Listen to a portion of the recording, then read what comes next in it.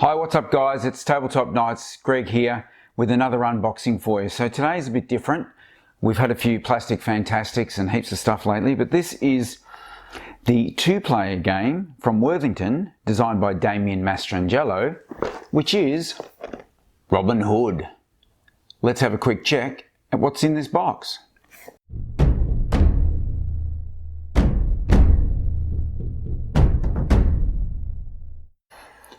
Okay guys, so Worthington Publishing has been around for quite a long time, so I have to say I was a little disappointed with the shipping.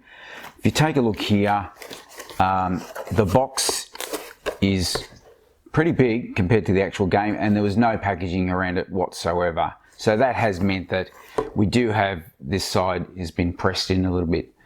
Not a killer, but you know, when you collect games like I do, you hope they arrive in pristine condition. So you may have seen on our podcast, Victor and I talking about various different games, and one was block games, and he kind of looked at me a bit weird as if to say, what the hell's that? So this is one of them. And look, it says here it's for 2 players, 3 out of 10 difficulty, so not too complex, ages 13 plus, and victory within 2 hours. So they guarantee someone's going to win, which is pretty good. So it's good to see on the back all the bits and pieces that are included. I didn't really know a lot about this, but I have played other Worthington games where they're smaller in scale, little skirmish type things, and you go, okay, I feel like I'm actually doing stuff all the time. Some of those big block games, it's like, say Europe Engulfed, fantastic games, but you know, I'm moving a block over here and there's billions of things happening over there. So anyway, let's have a look. There's the box. What do we got here? Rule set. Again, that's slight fold there where it's been packed and it's slid. So that's 8 pages of rules.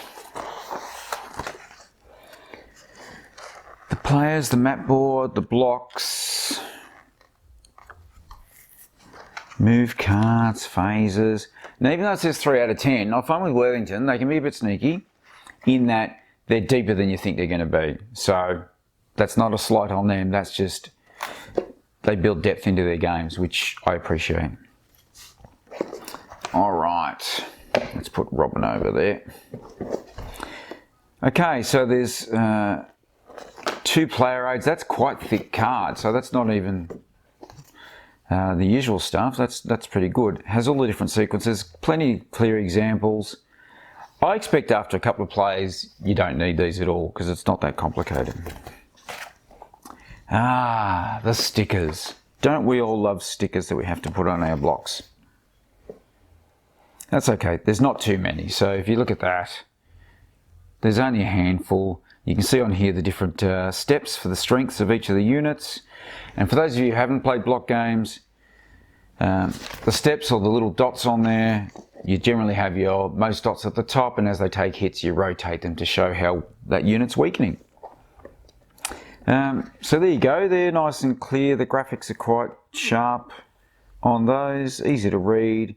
Pikemen, archers, garrison, great.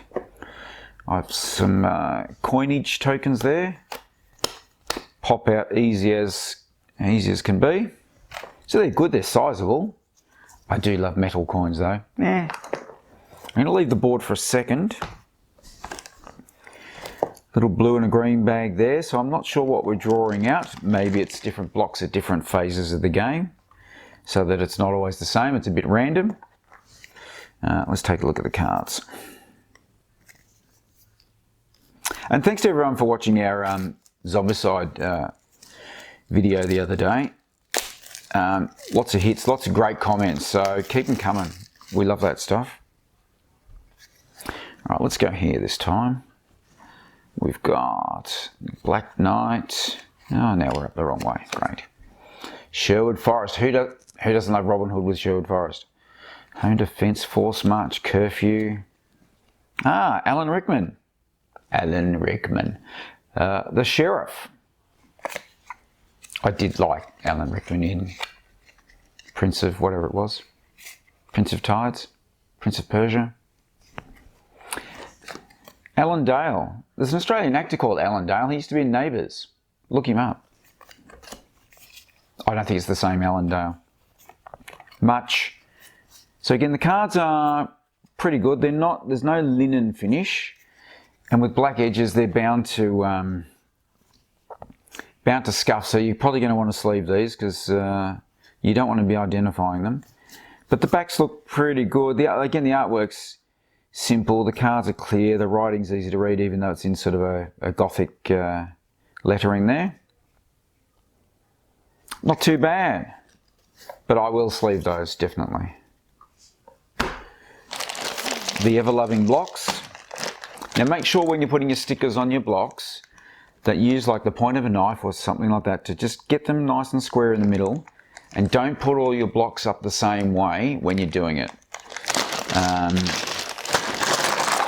The reason for that is if there's a grain on the block that runs that way, and you always have your strongest at the top, your opponent can actually see that that's still the strongest block. So with hidden block stuff, you don't want them to know they're weakened. So I would mix up and alternate between which way the grain's facing. Just the way I do it. Hopefully that helps someone.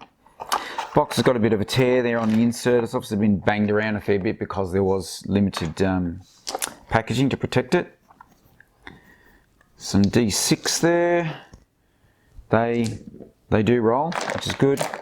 There's no little baggies for extras, but that's okay. I think we've all got millions of baggies by now.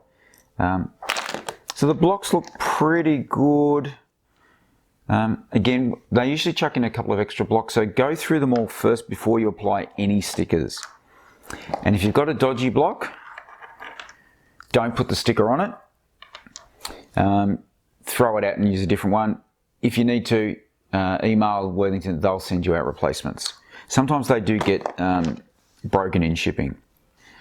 I know some people are saying, this is an unboxing, why are you telling me this? Because a lot of our viewers may not have played block games, and I want to try and help. Sue me. Okay, so those contents are pretty good. Let's have a look at this board. The board's actually bigger than I thought it was going to be. To be honest, I thought it was going to be a little bit smaller. Hence why I said it's bigger. Some places for cards on the side here, some coinage. Good simple board. It doesn't need to be over the top where you can't actually see what you're doing. These areas are very clear. So well done, Worthington. And that's about it. So hopefully that was a very short video for me. So hopefully that was okay.